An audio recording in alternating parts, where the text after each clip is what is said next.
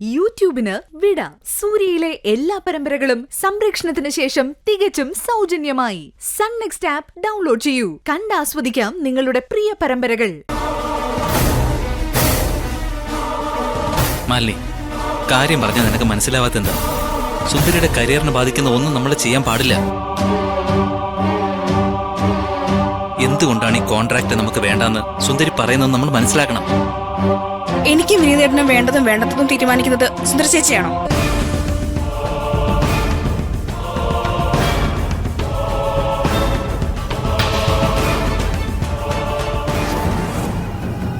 നമ്മുടെ ജീവിതത്തിലെ തീരുമാനങ്ങൾ പോലും സുന്ദര ചേച്ചി എടുക്കുന്നെങ്കിൽ ആ തീരുമാനങ്ങളിൽ നിന്ന് നമ്മൾ ഒഴിഞ്ഞു മാറുന്നത് തന്നെയാ നല്ലത്. നീ എന്താ ഉദ്ദേശിക്കുന്നത് എന്താന്ന് വിനീതേട്ടന് മനസ്സിലായില്ലേ? ആരുടെ അടിമയായിട്ട് അവര് പറയുന്നതും അനുസരിച്ച് ഇവിടെ കഴിഞ്ഞുകൂടേണ്ട അവസ്ഥയൊന്നും നമുക്കില്ല.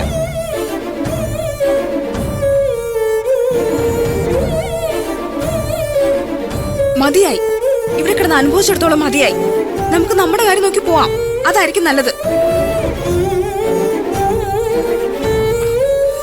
നോക്കുമല്ലേ, വേണ്ടാത്ത കാര്യങ്ങളൊന്നും ചിന്തിക്കാൻ നിൽക്കണ്ട. പറയേ വേണ്ട. വേണ്ടാത്ത കാര്യങ്ങളാണോ ഞാൻ പറയുന്നത്? വിനീതേട്ടനൊന്ന് ആലോചിച്ച് നോക്ക്. എന്റെ കാര്യം വിട്ടേക്ക്. വിനീതേട്ടൻ എന്തെങ്കിലും സ്ഥാനം ഈ വീട്ടിലുണ്ടോ? സുന്ദരി തീരുമാനിക്കുന്നു, പറയുന്നു, നടപ്പിലാക്കുന്നു. അങ്ങനെയുള്ളിടത്ത് നമ്മൾ എന്തിനാ കടിച്ചു തൂങ്ങുന്നേ? എന്തിനാ നീ ഇങ്ങനെയൊക്കെ ചിന്തിക്കുന്നേ? ഇപ്പൊ നടന്ന കാര്യങ്ങൾക്കും ഈ വീട് വിട്ട് ഇറങ്ങണമെന്ന് നീ പറയുന്നത് തമ്മിൽ എന്താ ബന്ധമുള്ളത്? ഇത് സുന്ദര ചേച്ചിയുടെ വീടാ. ഇവിടെ താമസിക്കുന്നതുകൊണ്ടല്ലേ നമ്മളിങ്ങനെ പട്ടിയപ്പോലെ ഗതികെട്ട് കഴിയുന്നേ? നീ പറഞ്ഞു തന്നെ ഇങ്ങനെ പറഞ്ഞോണ്ടിരിക്കരുത്. പറയും, പറഞ്ഞത് തന്നെ പറയും. എനിക്കിനി ഇവിടെ നിൽക്കാൻ പറ്റില്ല. എത്രയും പെട്ടെന്ന് വീട് മാറിയേ പറ്റൂ. പ്ലീസ് മാലിനി, പറയുന്ന ഒന്ന് മനസ്സിലാക്ക്. പെങ്ങളെ ഇവിടെ തനിച്ചാക്കിയിട്ട് നമ്മൾ എങ്ങോട്ട് പോവാനാ? ഓ പിന്നെ, ഒരു പെങ്ങള്. ആങ്ങൾക്ക് വേണ്ടി ഒന്നും ചെയ്യാൻ പറ്റില്ലെന്ന് പറയുന്നവളാണോ പെങ്ങള്? ഒരു സഹായം ചെയ്യാൻ പറ്റില്ലെങ്കിൽ പിന്നെ നമ്മൾ എന്തിനാ ഇവിടെ നിൽക്കണം? ഇവിടുത്തെ കാവൽപ്പട്ടി ആവാനോ? അങ്ങനെ നീ ഉദ്ദേശിക്കുന്നെങ്കിൽ അങ്ങനെ തന്നെ വെച്ചോ. ഞാൻ സുന്ദരിയുടെ കാവൽക്കാരൻ തന്നെയാ. അതിലൊരു കുറവും എനിക്ക് തോന്നുന്നില്ല. വിനീതേട്ട കാവൽക്കാരനോ ആശ്രിതനോ എന്ത് വേണോ ആയിക്കോ, അത് വിനീതേട്ടന്റെ ഇഷ്ടം. പക്ഷെ അതിന് എന്നെ കൂടെ കൂട്ടണ്ട. ആരുടെ അടിമയായിട്ട് ജീവിക്കേണ്ട ഗതിയോടൊന്നും എനിക്കില്ല.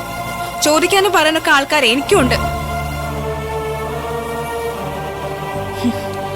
വലിയ കളക്ടർ ബംഗ്ലാവ് ഒന്നുമില്ലെങ്കിൽ എനിക്കൊരു വീടുണ്ട്, അച്ഛനുണ്ട്, അമ്മയുണ്ട്, അമ്മമ്മയുണ്ട്. അനാഥയൊന്നും അല്ല ഞാൻ. ഏതച്ഛൻ?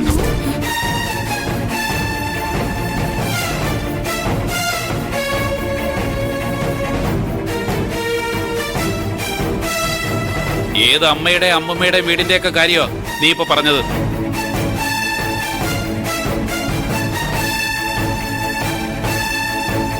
നീ എന്തു വർത്താനോ പറഞ്ഞതെന്ന് ഇപ്പൊ ഒന്ന് ആലോചിച്ച് നോക്ക്. ആരെക്കുറിച്ച പറഞ്ഞെന്നൊന്ന് ചിന്തിച്ചു നോക്ക്.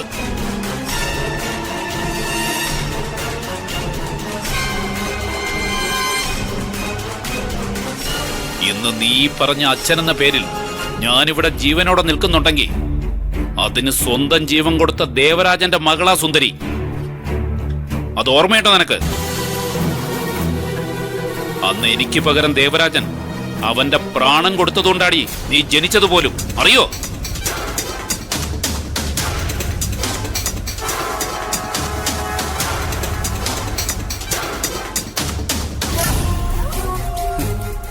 സുന്ദരി എന്റെ വളർത്തുമോളൊന്നുമല്ല, അവളെന്റെ മൂത്ത മോളാ.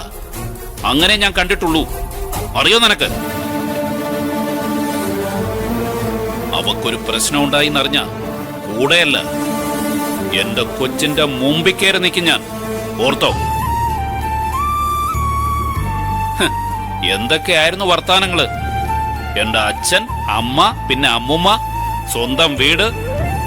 നോക്ക്, ഇതൊന്നും എന്റെ എന്ന് ചേർത്ത് നീ പറയണ്ട. നിന്റേതായി എന്തൊക്കെയുണ്ടോ അതൊക്കെ സുന്ദരിക്കും അർഹതപ്പെട്ടത് തന്നെയാ.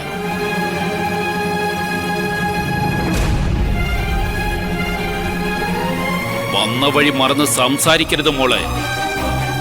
ദേ, ഈ നിൽക്കുന്നില്ലേ നിന്റെ കഴുത്തിൽ താലി കെട്ടിയവൻ വിനീത്? ഇവ മോശപ്പെട്ട ഒരുത്തനാണെന്ന് തോന്നുന്നുണ്ടോ നിനക്ക്?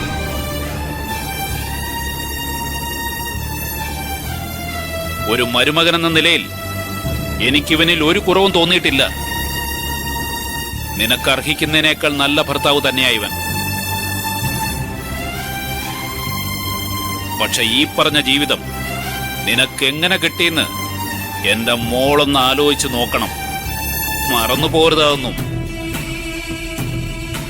ഞാൻ കാണിച്ചൊരു മണ്ടത്തരം, ജീവനുമായി നിന്റെ കല്യാണം ഉറപ്പിച്ചത്. അന്നത്തെ എന്റെ വാശിക്ക് അത് നടത്തിയേ തീരുന്ന് ഞാൻ ഉറപ്പിച്ചപ്പോ അത് മുടക്കാൻ തന്നെ തീരുമാനിച്ചിറങ്ങിയ ഒരു പെണ്ണുണ്ട്. അവളാണ് സുന്ദരി.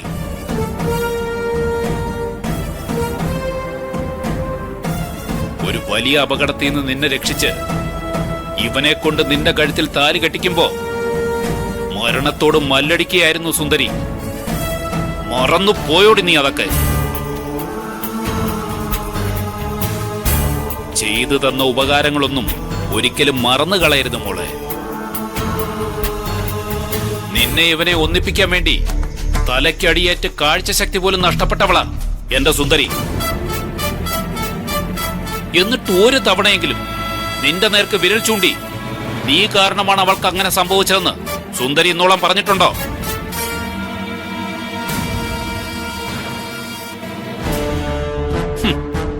എന്നിട്ട് നിന്ന് വിളിച്ചു കൂന്ന കേട്ടില്ലേ? സുന്ദരിയെ തനിച്ചാക്കിയിട്ട് പോവാന്ന്, സ്വന്തം കാര്യം നോക്കാന്ന്.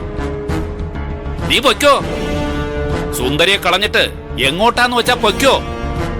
നിനക്ക് സുന്ദരിയെ വേണ്ടെങ്കിൽ ഞങ്ങൾക്ക് നിന്നെയും വേണ്ട. നിന്റെ മനസ്സില് വെറുപ്പും വിദ്വേഷവും പകയും അസൂയയും കുശുമ്പും എല്ലാം കാണും. പക്ഷെ അതൊന്നും സുന്ദരിയുടെ മുമ്പിൽ കെട്ടഴിച്ച് നിരത്താൻ നോക്കണ്ട. അതൊക്കെ ഉള്ളിൽ അടക്കി വെച്ച് മര്യാദയ്ക്ക് ഇവിടെ നിൽക്കാൻ നോക്ക്.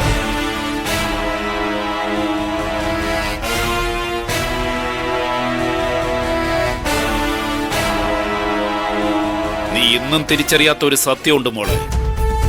സ്വന്തം ജീവൻ പോകുമെന്ന് വന്നാൽ പോലും സുന്ദരി നിനക്ക് ഒരു ദ്രോഹവും ചെയ്യില്ല. അങ്ങനെ ഒന്ന് സംഭവിച്ച കിഴക്കുദിക്കുന്ന സൂര്യൻ പടിഞ്ഞാറ് ഉദിക്കും.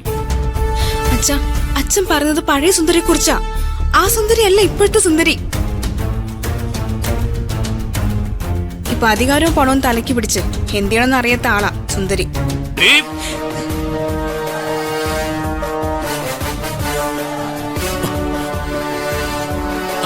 അങ്കിളെ വേണ്ട, അങ്കിളെ വേണ്ട.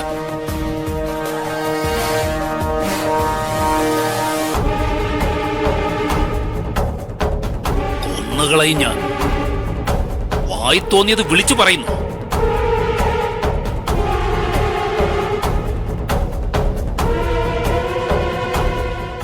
ഈ പ്രായത്തിനിടയ്ക്ക് ഒരൊറ്റ തവണ മാത്രമേ ഞാൻ നിന്നെ കൈനീട്ടി അടിച്ചിട്ടുള്ളൂ. അതിന്റെ പേരില് ഒരുപാട് വിഷമിച്ചിട്ടുമുണ്ട്.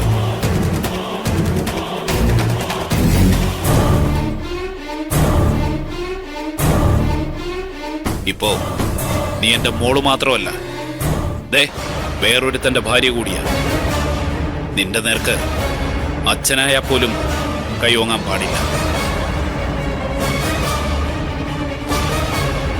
സോറിടാ മോനെ.